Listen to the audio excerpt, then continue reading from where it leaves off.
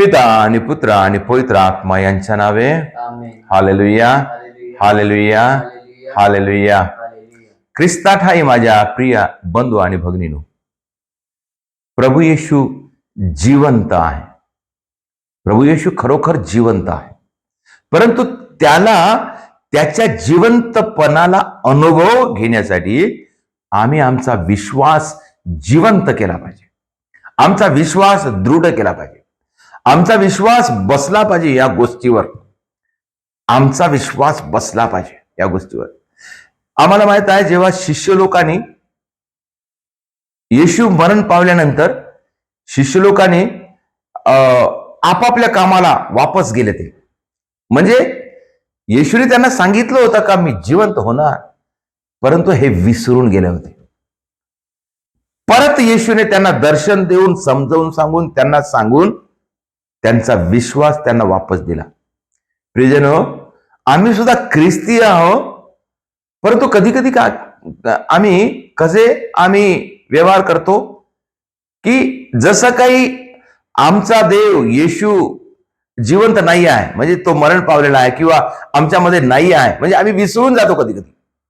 प्रियजनो, माझ्या सांगण्याचा अर्थ असा की आम्ही जेव्हा ख्रिस्ती विश्वास जगतो तेव्हा आम्ही असं विश्वास जगूया की येशू आमच्या सोबत आहे, तो जिवंत आहे, तो आमची प्रार्थना ऐकत आहे, तो आमच्या कार्याला पाहत आहे, आमचे सर्वस्व पाहत आहे, कारण तो जिवंत आहे. जिवंत परमेश्वराचा पुत्र आहे तो, आणि त्याच्यामध्ये जीवन आहे. अजूनही तो जीवन आहे. अजूनही तो चमत्कार करतो. अजूनने तो आम्हाला मार्गदर्शन करतो. अजूनही तो आम्हाला नवीन जीवन देतो. अजूनही आमच्या सर्व कार्याला तो हातभार लावतो. तो फक्त शरीराने अनुपस्थित आहे. शरीर अदृश्य आहे, म्हणजे तो शरीराने आम्हाला दिसत नाही, परंतु तो अदृश्य रूपाने तो आमच्यामध्ये आहे. जेव्हा 2 शिष्य लोक यरुशलेम मधून अमाऊस गावामध्ये जात होते, तेव्हा येशू अदृश्य रूपामध्ये किंवा एक अनोळखी माणसाचं रूप घेऊन त्यांच्यासोबत चालू लागला. आणि जेव्हा तो जसं जसं समोर जात होते तसं तसं त्याला येशू त्यांना समजावून सांगत होता, तेव्हा ह्या शिष्यांच्या मनामध्ये उकळी येत होती. आणि जेव्हा येशू त्यांच्या सोबत जेवण्यासाठी गेला तेव्हा काय झालं, तेव्हा त्यांनी भाकर हातात घेतली, त्यांनी आशीर्वाद दिला, आणि आशीर्वाद दिल्याबरोबर काय झालं, येशू गायब झाला. त्या येशू कुठं शिरला, मग येशू त्या भाकरीमध्ये गेला. आणि तेव्हा या शिष्य लोकांना जाणीव झाली, आणि मग ते काय झाले, येशूला ओळखले आणि ते परत यरुशलेमाकडे गेले. ते यरुशलेमाच्या बाहेर जात होते आणि परत ते यरुशलेमाकडे गेले, कारण त्यांना समजलं काय खरोखर येशू जिवंत आहे, येशू आमच्यामध्ये आहे, तो जिवंत झाला आहे. प्रियजनो, आम्हाला कधी कधी असाच विसर पडतो की येशू जिवंत आहे याची आम्हाला भान राहत नाही. प्रियजनो, आम्ही जिथं कुठं आहोत तिथं येशू आहे. जे काही काम करतो ते येशू पाहत आहे. जो काही आम्ही व्यवहार करतो तिथं येशू आहे. आपण विश्वास ठेवूया, येशू जिवंत आहे.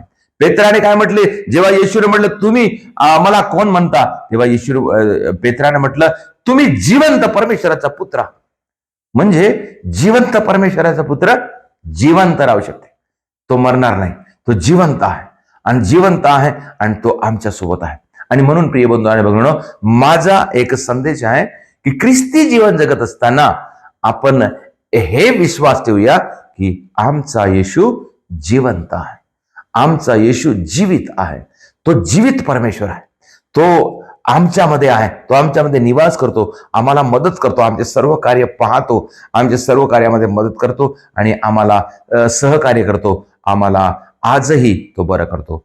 आम्ही जीवित परमेश्वरावर जेव्हा आम्ही विश्वास ठेवतो तेव्हा आम्हाला कोणतेही शैतान लागणार नाही, कारण जेव्हा आम्ही विश्वास ठेवतो त्या विश्वासासोबत प्रभू आमच्यासोबत आहे. प्रभू, आम्ही प्रभूची उपस्थिती कशी करतो आमच्यासोबत, आमच्या विश्वासाद्वारे. तो जिवंत आहे, जीवित परमेश्वर आहे, म्हणून आपण विश्वास ठेवूया.